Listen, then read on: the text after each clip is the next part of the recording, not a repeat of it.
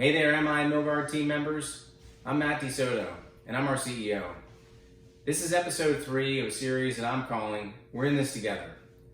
In the last 2 episodes, I've been referring to a leadership team and how we're making decisions as it relates to navigating the times of COVID-19.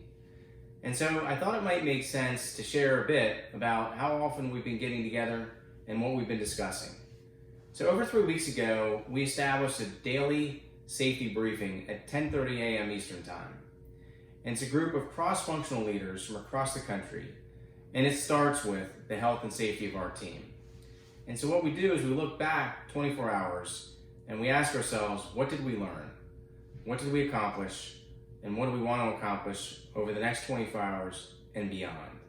How are we going to make decisions moving forward based upon what we've learned already?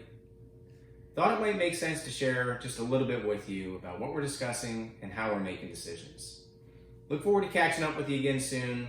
In the meantime, be smart, stay safe, and remain confident. Talk soon. Thanks.